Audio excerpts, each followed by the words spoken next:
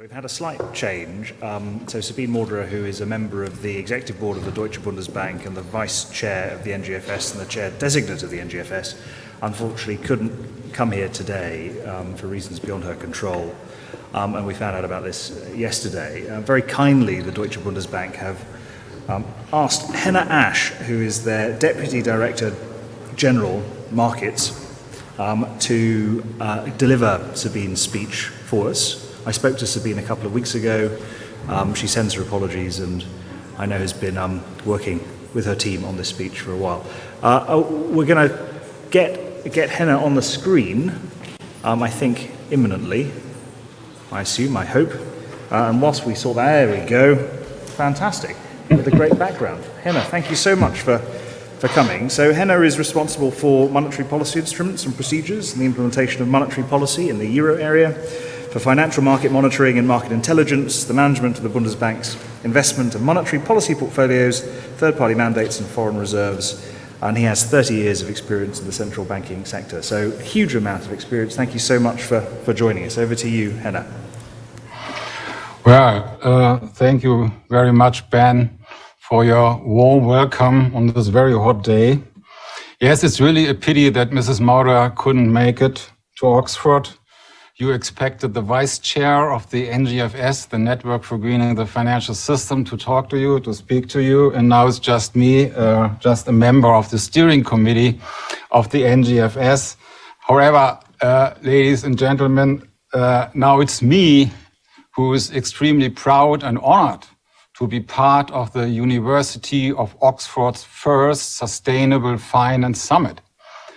And the quality and the superb range of topics covered over the next 2 days is rivaled, I guess, only by you, the leading experts in the field of green and sustainable finance. And your input could not come at a better time, because Europe and the world are now at a very critical juncture. Across much of the continent, years of underinvestment in renewable energy has plunged us into, I would say, a nightmare for energy security. And a combination of geopolitical tensions, sharply higher energy prices, and the prospect of a difficult winter has prompted many decision makers to take unforeseen action. For example, Germany is bringing coal-fired power plants out of mothballs. And political Berlin is openly debating putting the country's nuclear phase-out on hold. So from a political perspective, all this might be understandable. However, it is crucial that the decisions taken today do not undermine our goal of achieving an efficient, clean energy transition. And also, it is important to bear in mind that high energy prices, though painful for users, are sending a clear signal. Investment in renewable energies and energy-efficient technologies makes sense. Saving energy makes sense. And decision makers should leverage this steering potential of higher prices and foster long-term change in energy production. However, it is equally important to analyze and address the widely felt social implications of rising energy costs. Lower income households especially are feeling the pinch, as more of their income now goes on energy. And politicians in Europe and elsewhere are facing the difficult and equally pressing task of designing compensation schemes that respect both the steering effect of higher energy prices and the needs for financially weaker households. So, talking of steering, anyone who has ever tried captaining a boat will know how hard it can be to stay the course in rough waters. So strong currents and gusts of wind can send a vessel off course and make you lose your bearings. But if you keep a steady hand on the wheel and at the end get all hands on deck, you stand a good chance of reaching your destination. Ladies and gentlemen, that is why your expertise and dedication are highly valued and sorely needed. International cooperation and solidarity is very essential for greater energy security. And the same holds true for reaching our goal of net zero greenhouse gas emissions by 2050. And all the relevant stakeholders need to pull together to mobilize additional investment on an unprecedented scale. Financing the restructuring of only Europe's energy system means roughly 300 billion euro in additional investment each year until 2030. And globally, investment of 5.7 trillion US dollars per year will be needed over the same time span to stay within a 1.5 Celsius degree scenario, according to the International Renewable Energy Agency. And spurring investment on this scale requires not only an enabling environment and public-private partnerships, but also the right regulatory incentives. And that includes enhanced disclosure and a clear definition of which activities actually are sustainable and which are not. And at least, I guess, 24 countries globally are working on classification systems to provide greater clarity for businesses and investors about which activities are regarded as sustainable. The European Union's taxonomy serves as a reference point for other jurisdictions.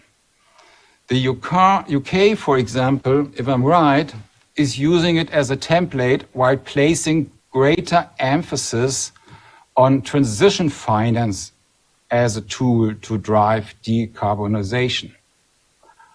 However, there is no denying that the latest decision by EU lawmakers to define nuclear and gas as transitional activities was controversial. It probably reflects the very complex geopolitical situation to a certain extent. Yet, I would say the general thrust remains unchanged, at least in my eyes. And investments in green energy are our future. To this end, it is essential to mobilize financing for activities that actually contribute to decarbonizing all economic sectors. And taxonomies aim at supporting just that. And while taxonomies can vary considerably across jurisdictions, I guess the jury is still out on which approaches will ultimately prevail. At the Network for Greening the Financial System, the NGFS, we have analyzed some of the existing approaches. Let me touch upon two of them. the EU's technical screening criteria and, on the other side, the principle-based guidelines used by Japan or Malaysia, for example.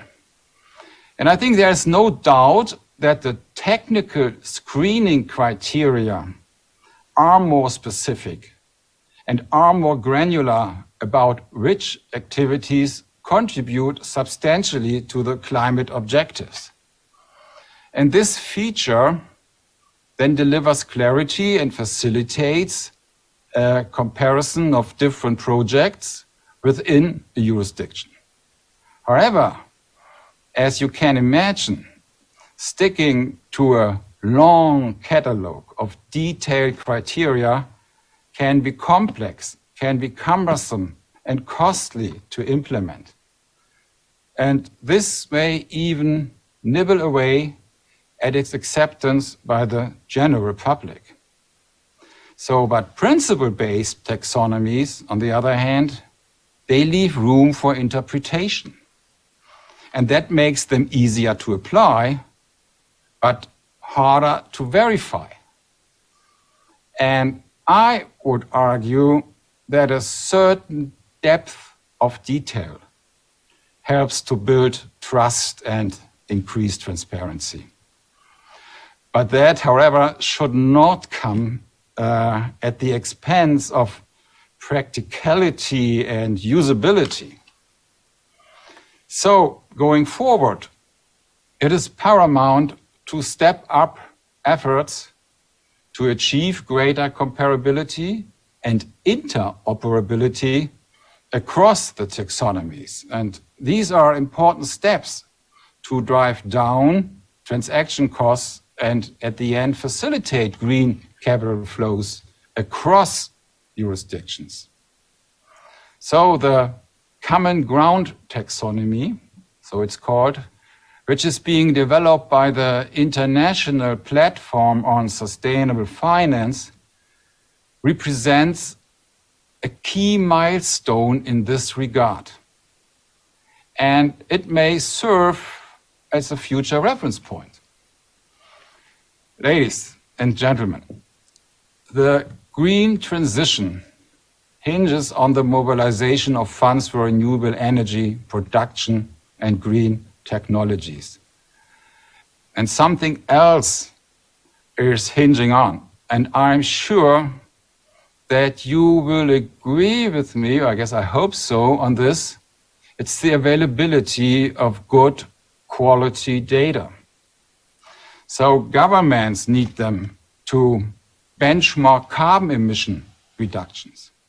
Investors need them for their investment decisions. Companies need them to develop effective net zero strategies. And I think everyone who is here today needs them. Yet relevant data are not always available, or they lack the right level of granularity.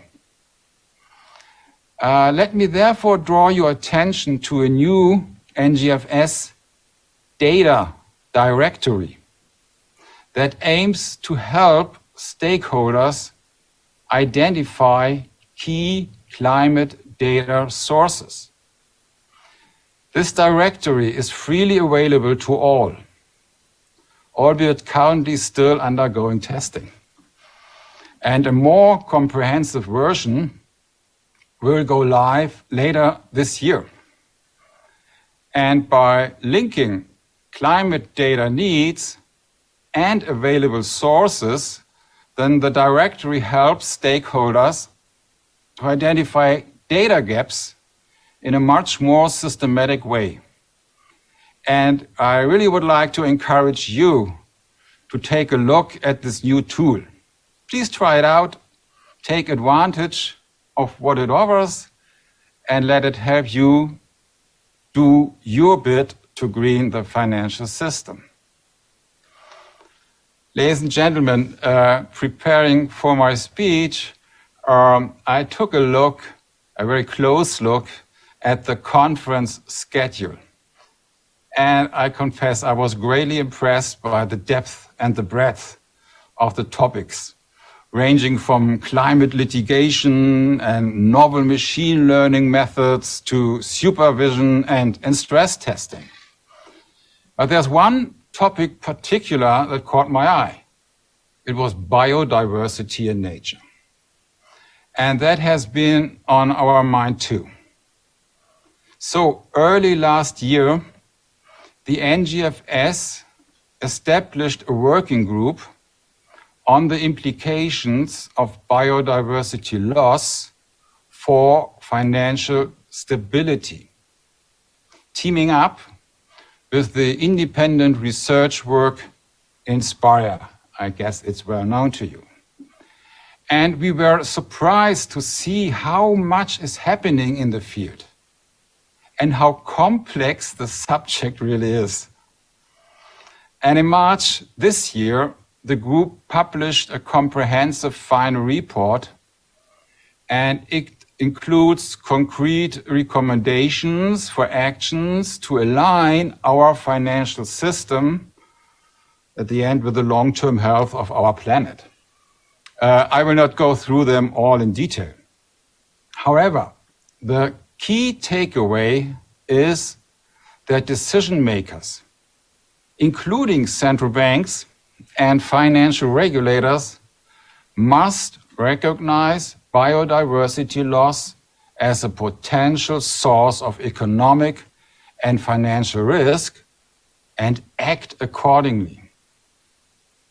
And one particular inspiring aspect for us was the collaborative approach of the study group comprising central bankers and academics, and it really added value.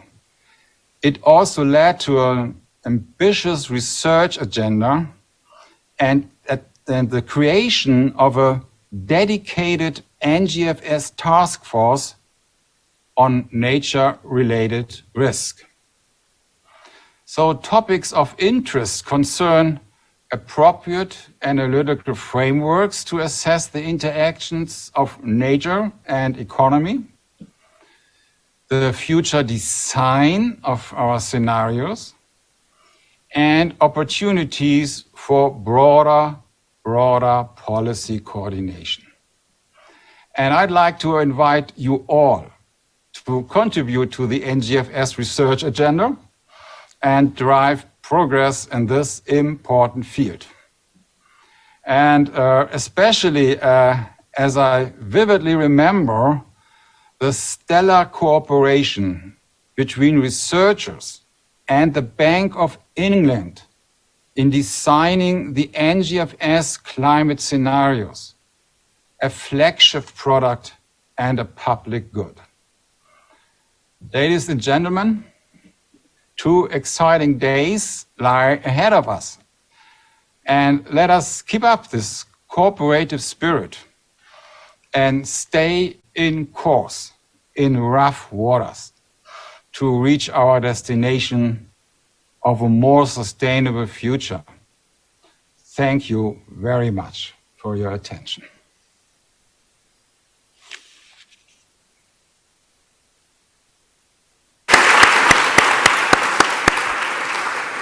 Henner, thank you so much for that wonderful speech and for your kind words. I think you can see me. I'm hopefully looking at you. And I think you're going to stick around for a couple of questions from the audience, if that's okay. Obviously, before then, get ready to ask your questions. Colleagues at Oxford, but also other colleagues working at universities and research institutions stand ready to help the NGFS on all of these things that you mentioned, and very keen to collaborate with you and your colleagues in the NGFS, but also the Deutsche Bundesbank. So, questions for Henner? Apart from Mike. Yes. Okay. Thank you very much. Pierre Lenders at Capital Fund Management. I think you made a brilliant speech, especially mentioning the elephant in the room, which is how governments will deal with the consumer. Would you say investors should now brace up and realize that as any other industry group, they need to actually lobby governments much more forcefully into finding ways to work on regulating demand and not just supply. You know, it's fantastic to sue Shell and ask them not to produce oil, then, you know, it's going to be produced by Saudi Arabia or Russia. How can investors as a group become more effective in tackling the elephant in the room, which is the need for sobriety in our societies and reducing consumption? Yes, this is an excellent question. Of course, to secure energy, enough energy supply, adequate energy supply, also the demand side has to come in this play. That's for sure. This is not necessarily a job that's on the central bank's task line, but more on the government side. And there, of course, we all are asked to save energy, and it was interesting to learn, at least here from my country, that our gas demand was already reduced by more than 10% compared to last year. And so there is some potential. And if you ask the ladies and gents in the street what they are doing, they are already saving energies and reducing their demand because they expect a very, very high energy bill. And of course, we have to take this into account when we have to make our forecast as a central bank on economic development, what the future will bring, what potential output will be, and price developments and so on. So this information is essential for us as a central bank because it will directly influence macroeconomic variables which are the base for our monetary policy decisions. But it's not the central bank who has to say, it has to go out and say, please save the energy. Okay, thank you, Henner. And just a quick follow-up on that, because the point about consumption is very interesting in relation to inflation and how some of the things that we're talking about could be deflationary. How are you thinking about that over the long run? You know, the energy transition, could it be deflationary? Are you factoring that into your monetary policy analysis? Well, that's still an open question. To what extent it might, so to say, create higher inflation expectations and inflation rates at the end, or whether they also can, we can also expect some deflationary effects. I guess that's really, at the first hand, I see that as a higher price pressure coming from this. But as I said, we do need a more energy efficient technologies. And it's this technology developments, and that's what we learned in the past, at the end have the potential to bring down price levels. There's one interesting aspect. When you look at the cost of creating energy by windmills or solar, especially some solar panels, we saw a price reduction or cost reduction over the last 10 years of 85% because of technological progress. So there are two sides we have to look at, which elements may push up inflation and which one may reduce some goods in our baskets. Thank you. So we have a question over there. If you could say who you are and your affiliation before you ask the question. Good morning. Khalid, reporter from Responsible Investor. My question is, in a time where we're transitioning towards a lower carbon economy, what does that mean for the central bank notion of market neutrality? Thank you very much. Yes, this is a friendly way of asking the real question, I guess. I guess it's why are central banks doing what they do? And here I first would like to point that what we learned from the NGFS. You know, the NGFS has nearly 120 members from all continents around the world, and the central banks in the NGFS have quite different mandates. And of course, we all have to act in line with our mandates we have. There are some central banks which only have a very unilateral task, it's price stability. Others also have to take into account maybe employment. And others also have to act like a promotional bank. And so when it comes to Europe, which I know best, our mandate is quite easy. And our perspective when acting as a central bank in the markets, and we are very present in the markets, as you know, is first to implement the monetary policy in the way it has been decided and what to do. But, of course, we also look in what we are really buying, what we take on our balance sheet. And here, you know, it has been decided last summer by the ECB Council, we decided on a climate action plan in our Eurosystem world. And here we look what we can do beside research, beside adjusting our models. We also looked at what we can do when we implement monetary policy. And it's just a few weeks ago when the ECB published and make a very long press release on it, what has been decided by the ECB Council. It has been decided that we will look more into details in our corporate sector purchase program. There we will set up a tilting system. We have a stronger look in the collaterals we accept, pledges for refinancing credits. So this is all in. But we don't do this to promote climate policy. This is not our task. We do this to protect our balance sheets from climate change risk. Because a central bank's own assets is public wealth, and we have to take care of it, of course. That's our perspective. It's always, in this sense, risk-based. But it may also work as a kind of catalyst. Because what we need to do all this, what I said, is information, data, and we have to urge our counterparties to disclose. And that is our catalyst role in this game. Thank you. Okay, so we've got another question over there. So, yes, you? David Clayton from Kaya.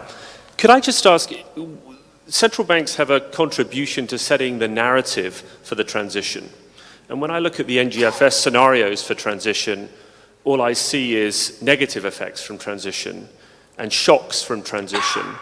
How do you think about the interaction? Is there a positive scenario? I mean, Ben talked about some of the more positive aspects of transition.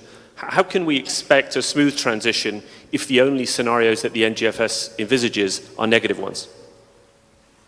That's a very, very good observation on your side. Yes, they are, we have a baseline scenario and we do nothing, and that is negative. And we have a scenario when we do a little and we see that's maybe not enough, or it may be too late. So I'm not sure whether we see a scenario that will really turn the world in very due course into a less hotter one.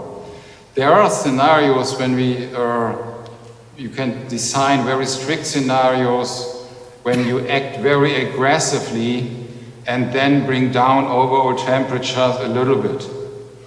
But most, and you are right, our scenarios are designed to limit the increase in temperatures, and we have no scenario so far that will end up in a reduction of the temperatures we already observe globally. Okay, and then we've got another question just there.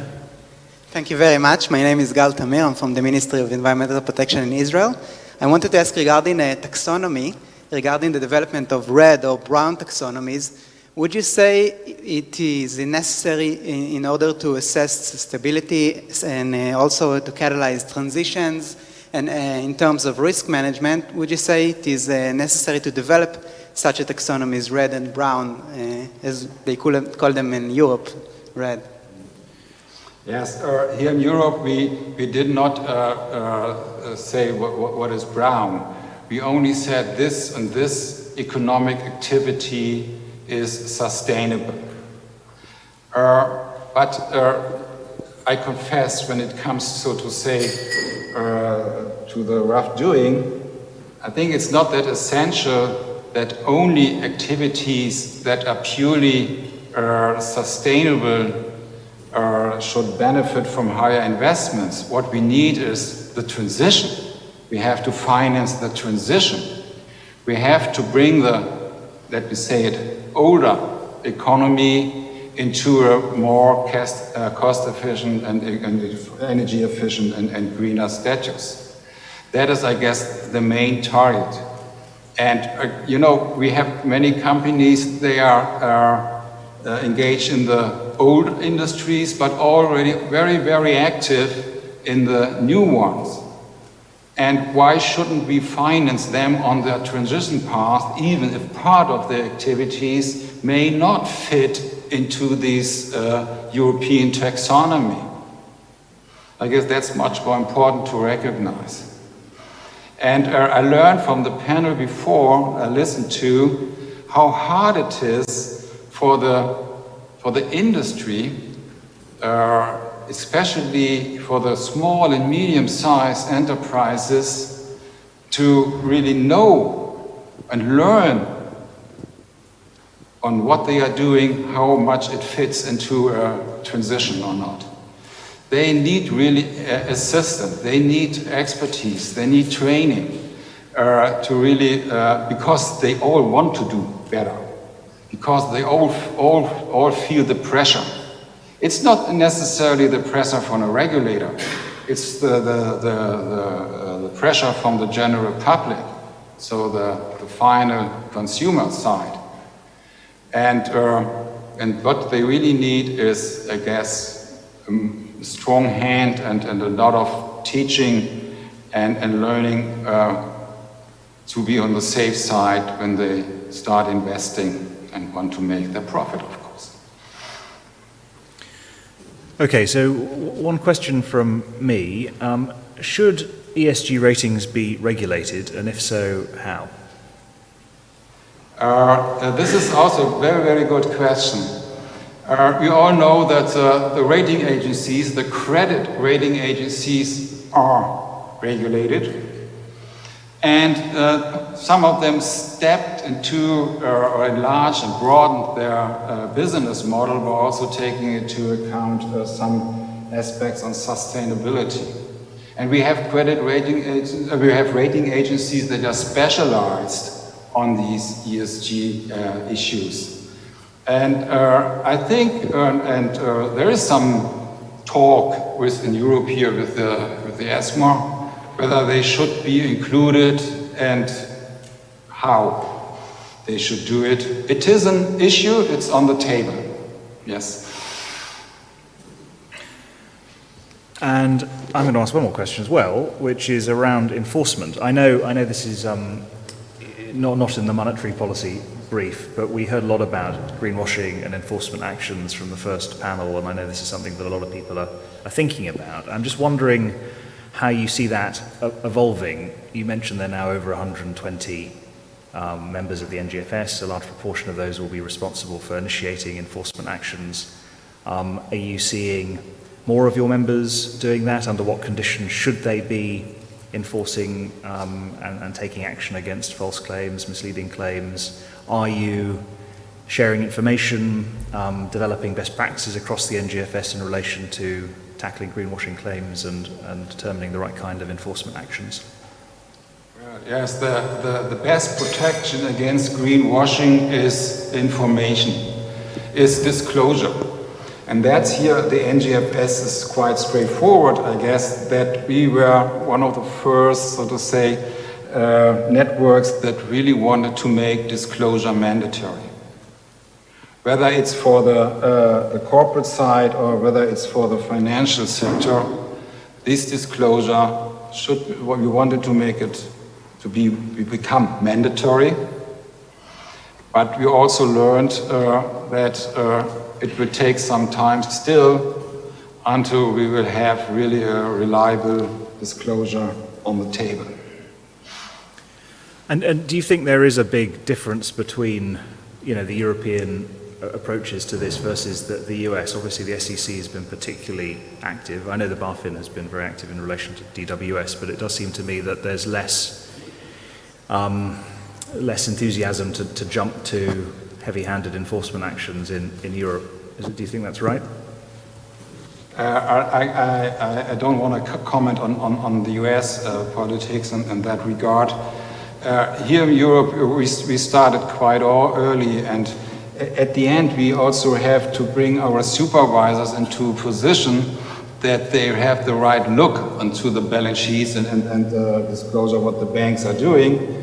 And here I guess it was in 2019 by the BaFin and in 2020 by the Eurosystem, we drafted a kind of guideline what we expect the disclosing bodies to disclose.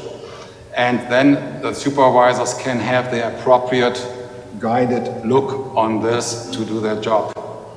And I guess, and you already had, not with regard to disclosure only, but we also had here in Europe a test, made this kind of stress test, a climate test, stress test, on how much or how good or well or bad the individual financial institutions are prepared to do their job with regard to climate change.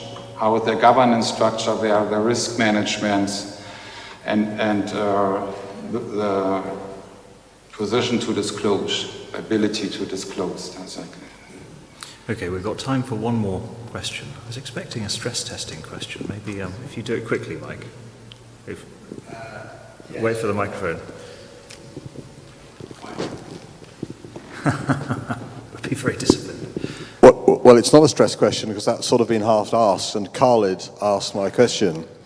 So my question, which builds on Khalid's, is you referred to the beginning to tilt risk in a risk way, not a purely historic market way.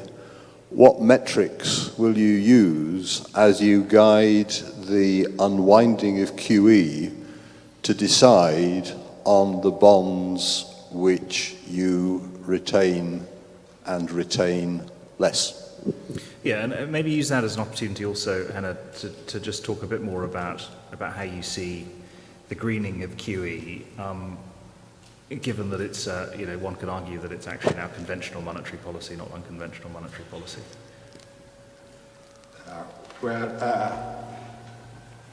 As I already mentioned, what we start now with regard to climate risk in our own balance sheet is risk-based. That's it. And you cannot just say, okay, please, central banks, make a green monetary policy. That is absolutely unrealistic. And because you know the amounts of assets we had to buy in our purchase programs, and we buy these assets also on a risk-based approach. And of course, we also bought what is flagged as green or sustainable, social, water bonds, whatever, but not because they had this flag, but because they fit into our risk profile. And the tilting we are working on is also only based on risk assessment. And we all know that a green bond or a social bond is not necessarily linked with lower risk than let's call it a conventional bond. And that is not only something from theory, this is also we learn from the practice, from the actual life. We saw also green bonds failing. So, and this is, so to say, not in line with our responsibility to care and protect our balance sheet. Okay, so we are out of time now. Henner, thank you so much for giving that speech and for your time and for all of your leadership in the NGFS. And obviously send our warm regards to Sabine as well, and we look forward to welcoming her. And in due course, I wasn't, we pass that on. So big round of applause to Henner.